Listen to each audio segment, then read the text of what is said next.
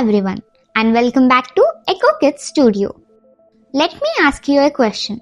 Have you ever been told a story so wild that your brain immediately asked, wait, is that actually true?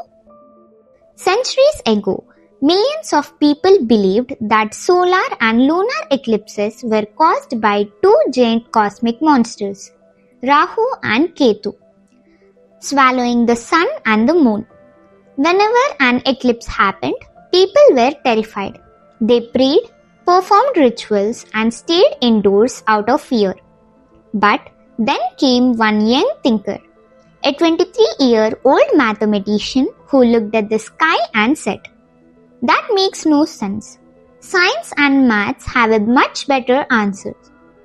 Today, let's talk about one of India's original rationalist thinkers and scientists, Aryabhata, the young genius of Kusmapura. Let's rewind to the year 499 CE, over 1500 years ago. In a bustling ancient city called Kusmapura, a 23-year-old scholar named Aryabhata wrote a landmark book called the Aryabhatiya. Now, remember, this was a time when most people relied on myths, legends, and superstitions to explain how the world worked. But Aryabhata didn't just accept old beliefs blindly. He observed, calculated, and used pure mathematics and scientific logics. He was one of the first people in human history to state clearly that the earth is round, spherical, not flat. The earth rotates on its own axis, which is what causes day and night. The moon doesn't create its own light, it simply reflects sunlight. Bursting the myth, the power of rationalism. Now, here is his biggest masterstroke of scientific temper. Back then, during an eclipse, the common belief was that a monster was consuming a celestial body. Aryabhata did the math and boldly declared to the world, eclipses aren't caused by monsters or magic.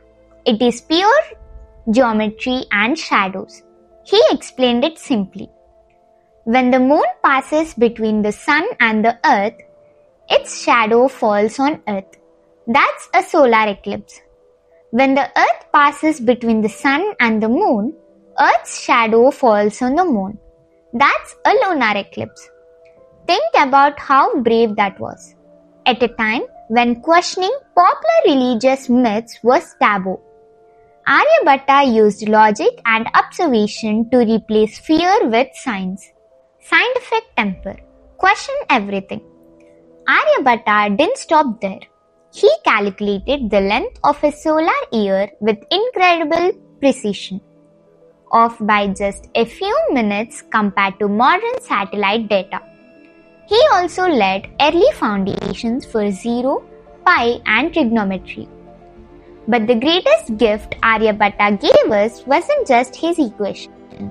It was scientific temper, the courage to ask why and how, instead of blindly accepting whatever we are told.